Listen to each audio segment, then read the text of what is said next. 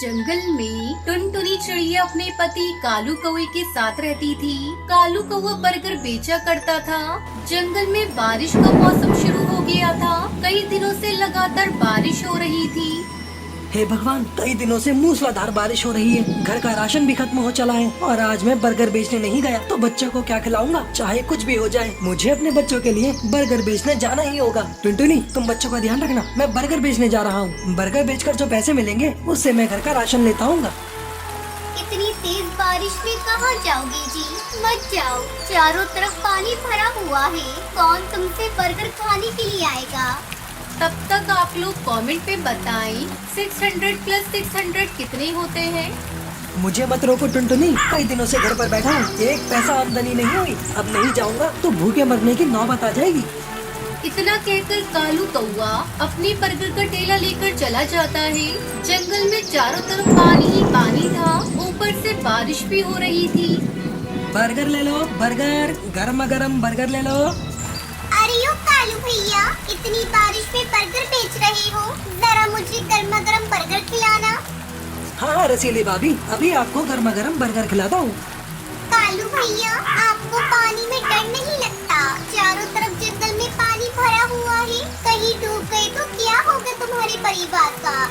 क्या करूँ भाभी, कई दिनों से घर पर बैठा हूँ, मेरी मजबूरी है। घर का सारा राशन खत्म हो चला है। पापी पेट को भरने के लिए आंधी हो या तूफान, मुझे तो काम करना ही पड़ेगा। कालू को एक बार फिर से आवाज लगाता है, बर्गर ले लो, बर्गर, गर्मा गर्म बर्गर ले लो, बर्गर। बारिश का मौसम था, जिसके चलते कालू कौवे के सारे बर्गर जल्दी ही बिक जाते हैं। कालू कौवा बहुत खुश था।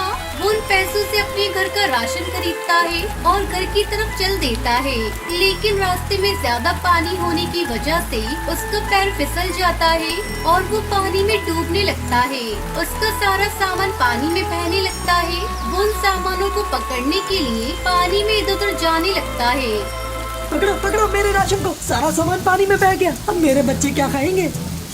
कालू को अपने सामान को पकड़ते पकड़ते काफी दूर बहकर चला जाता है। देखते ही देखते 2 दिन बीत गए, लेकिन कालू कौवे का कहीं आता पता नहीं था। टुनटुनी और बच्चों का रो रो कर बुरा हाल था। पिंकी के बापू, कहाँ हो पिंकी के बापू? जल्दी से घर आ जाओ, मुझे बहुत डर लग रहा है। टुनटुनी की रोने की आवाज सुनकर रसीली तोती सुंदरी कौवी भी वहाँ आ जाती है। टुनटुनी उन्हें सारी बात बताती है। तुम पागल हो गई थी क्या टुनटुनी? चारों तरफ जंगल में पानी भरा हुआ है, ऐसे में कालू को बर्गर बेचने क्यों जाने दिया तुमने? सब तुम्हारी गलती है। फिर सुंदरी कौवी वहाँ से चली जाती है। अचानक से टुनटुनी का घर टूट जाता है और पानी में गिर जाता है। वो अपनी बेटी के साथ पानी में गिर जाती है। तभी एक बाबा बाघ उसकी बेटी और टुनटुनी को बचा लेता है। फिर उन दोनों की ऊंची जगह पर ले जाता है। वहाँ पहले से कई पक्षी भी मौजूद थे, उन्हीं में टुनटुनी का पति भी था। टुनटुनी अपने पति को देखकर बहुत खुश हो जाती है। आप और यहाँ, मैंने तो आपकी उम्मीद ही छोड़ दी थी। मैं राशन लेकर घर लौट रहा था, तभी तेज पानी मुझे अपने साथ बहा कर ले गया। कुछ दिनों बाद बारिश रुक जाती है। फिर टुनटुनी बारिश की गीली मिट्टी से अपना घर ऊंचे पेड़ पर बनाती है। फिर टुनटुनी का पूरा परिवार खुशी खुशी अपने घोंसले में रहने लगता है। चंपकवन जंगल में एक गरीब कबूतर बंटी अपने परिवार के साथ रहा करता था। बंटी कबूतर टेसू की फूलों की खेती करता था। हर साल होली पर उन्हीं फूलों से वो प्राकृतिक रंग बनाकर बेचा करता था। हालांकि इस काम में ज्यादा कमाई नहीं थी। क्या जी, सुबह से लगे हो, कब तक बनेगा आपका रंग? हमें सुंदरी चाची के घर जाना था, उसके घर होली के गीत होने वाले हैं। अरे हाँ, ऐसा करो तुम चली जाओ, मैं तो नहीं जा पाऊंगा। मैं कहती हूँ छोड़ो ये सब, जितने मन से रंग बनाते हो उतने मन से कोई खरीदता भी तो नहीं है। ले देकर 1-2 रंग तो होते हैं आपके पास। अरे जरा बाजार जाकर देखो, दूर क्यों जाते हो? अपने पड़ोसी कालू भैया को ही देख लो, उन्होंने भी इस बार अपनी दुकान में होली पे नई नई चटकीली रंगों से भर रखी है। ऐसे में कौन खरीदेगा तुम्हारे फीके रंग? नहीं टुनटुनी, सब क्या कर रहे हैं ये देखकर मैं अपना काम नहीं छोड़ सकता। मेरे दादा बाबा सभी यही काम करते थे। और तुम्हें पता है टुनटुनी, असली होली तो इन्हीं टेसू के फूलों से खेली जाती है। भगवान श्री कृष्ण भी तो इन्हीं से होली खेलते थे। हाँ, लेकिन तब ये चाइनीज रंग नहीं आते थे बाजार में, समझा करो जी, अब जमाना बदल गया है। तुम कुछ भी कहो टुनटुनी, मैं काम नहीं छोड़ने वाला। मेरा तो इसी काम में मन लगता है। तुम समझते क्यों नहीं हो? तुम समझ नहीं रही हो, ये रंग प्राकृतिक है और जिन रंगों की तुम बात कर रही हो पता भी है कितने खतरनाक होते हैं। ये सब मुझे मत समझाओ, समझा सकते हो तो उन लोगों को समझाओ जो वो रंग खरीदते हैं, और वे भी तुम्हारे रंग से कई ज्यादा कीमत देकर। इतना कहकर टुनटुनी वहाँ से चली जाती है। वो चाहती थी कि बंटी टेसू की फूलों की खेती करने के बजाय कुछ ऐसा करे जिससे उसकी अच्छी कमाई हो, लेकिन बंटी तैयार नहीं था। ये बात सच थी कि बाजार में आने वाले नए नए किस्म के रंगों के मुकाबले उसके रंग ज्यादा नहीं बिकते थे, लेकिन फिर भी जंगल में कुछ पक्षी थे जो अभी भी बंटी से रंग खरीदते थे।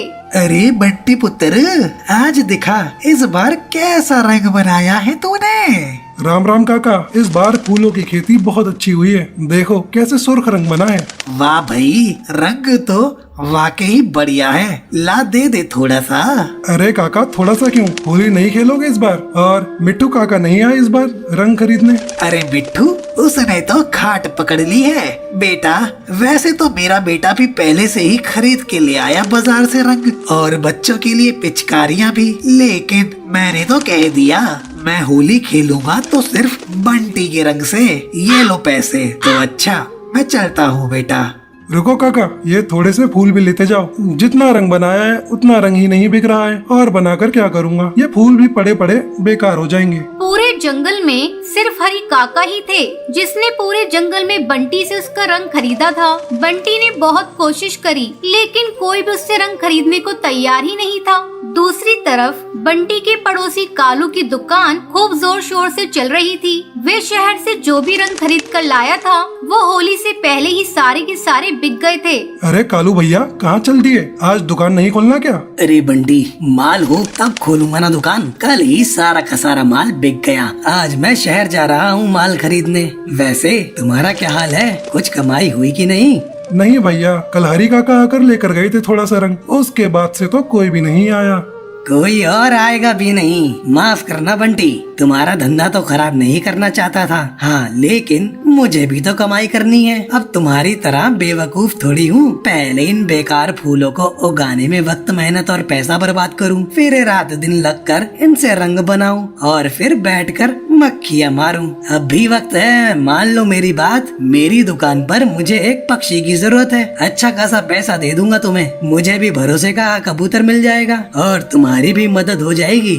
नहीं भैया, अभी नहीं। मुझे जरूरत हुई तो बताऊंगा आपको। अरे रहने दो बंटी, तुम तो उल्लू हो उल्लू, कुछ नहीं हो सकता तुम्हारा। इतना कहकर कालू कौवा वहाँ से चला जाता है। ऐसा नहीं था कि बंटी को कालू की दुकान पर काम करने से एतराज था, लेकिन सच तो ये है वो अपना पुश्तैनी काम नहीं छोड़ना चाहता था। लेकिन वो जानता था एक न एक दिन पूरा जंगल उसके फूलों की और उसके बनाए गए प्राकृतिक रंग की अहमियत जरूर समझ जाएंगे। देखते ही देखते होली का दिन आ गया। हर तरफ होली की रौनक थी, लेकिन बंटी कबूतर के घर ऐसा नहीं था। मैंने तो पहले ही कहा था, फालतू काम छोड़कर कोई और काम देख लो। अरे कालू भैया की बात मान लेते, कम से कम त्योहार वाले दिन तो खाली हाथ नहीं होते। अभी आते ही होंगे सब पक्षी होली मिलने के लिए। क्या खिलाएंगे उन्हें? अपना गोलू बेचारा भी रो रो के सोया है। उसके सारे दोस्त पिचकारी से होली खेल रहे हैं और उसके पास तो कुछ भी नहीं है। अरे क्यों नहीं है, इतना सारा रंग है तो सही। जाओ बुलाओ बाहर, में खेलूंगा उसके साथ होली। रहने दो जी, बस झूठ बोलकर कोई फायदा नहीं है। बंटी टुनटुनी को समझाने की कोशिश करता है, लेकिन तभी हरी काका अपने पोते रियो के साथ वहाँ आ जाते हैं। अरे बंटी, होली की बहुत बहुत बधाई। बेटा ये लो, बहू ने गुंजिया बनाकर भेजी है। आपको भी होली की बधाई काका। भाभी को मेरी तरफ से धन्यवाद कहना। हैप्पी होली अंकल जी, और थैंक यू। थैंक यू क्यों बोल रहे हो? मैंने क्या किया? आपकी वजह से मैं ठीक हो गया, अब मुझे कहीं भी नहीं जल रहा। रियो की बात बंटी कबूतर को समझ नहीं आ रही थी। उसने हरी काका की तरफ देखा, तब उन्होंने बंटी को बताया, बिल्कुल ठीक कह रहा है। ये पहले 2 दिन खूब होली खेल रहा था। तुम्हारे पड़ोसी कालू की दुकान से लेकर गए थे, ना जाने कैसा तेजाब जैसा रंग दे दिया। इस कालू ने बच्चे की नाजुक खाल जल सी गई। इतना रोया कि कुछ पूछो मत, पूरा शरीर जल रहा था इसका। अच्छा फिर क्या हुआ? डॉक्टर के पास लेकर गए होंगे? इसका बाप तो ले जाने वाला था, लेकिन मैंने रोक लिया। तुमने जो टेसू के फूल दिए थे ना, उन्हीं को पीसकर पूरे शरीर पर लगाया तो देखो शाम तक बिल्कुल ठीक हो गया। क्यों रियो बेटा, ऐसा ही हुआ था ना? हाँ अंकल, आपके फूलों में तो जादू था, मैं एकदम ठीक हो गया। और उसके बाद मैंने खूब होली खेली, वह भी उन रंगों से जो दादाजी आपके पास से ले गए थे। बहुत ही मजा आया। हाँ बंटी, मेरे घर में तो सबने तय कर लिया है, तुम्हारे बनाए गए रंगों से ही होली खेलेंगे, इसलिए तुमसे और रंग खरीदने आया हूँ। लाओ दे दो जरा, इस बार थोड़ा नहीं बहुत ज्यादा। हरी काका की बात सुनकर बंटी की आंखों में आंसू आ जाते हैं। वो काका को रंग बांध कर देता है। फिर थोड़ी देर बाद कुछ और पक्षी भी आते हैं और बंटी से रंग ले जाते हैं, साथ ही टेसू के फूल भी। जंगल में जिस किसी ने भी कालू की दुकान से रंग लेकर होली खेली थी, उन सबको एलर्जी हो गई थी। जैसे ही सबको रियो के हुए फायदे का पता चलता है तो सभी उसके इलाज के लिए बंटी से उसके फूल ले जाने लगे। देखते ही देखते सारा रंग और फूल बिक गए और ये सब देखकर टुनटुनी बहुत ही खुश थी और साथ ही साथ शर्मिंदा भी। मुझे माफ कर दीजिए जी, मैं गलत थी। बाजार के रंग आपके बनाए हुए रंगों के आगे कुछ भी नहीं है। और ये फूल मुझे तो पता ही नहीं था ये इतने काम के होते हैं। हाँ टुनटुनी, टेसू के ये फूल सिर्फ रंग बनाने के काम नहीं आते, बल्कि इनसे कई तरह की दवाइयाँ बनाई जाती हैं। इनसे खाल पर होने वाली कई बीमारियों के इलाज हो सकते हैं। बाबा ने बताया था मुझे। बंटी की होली भी अब फीकी नहीं थी और बाकियों की होली भी बिल्कुल सुरक्षित थी, क्योंकि अब सबको प्राकृतिक रंगों की अहमियत जो समझ आ गई थी।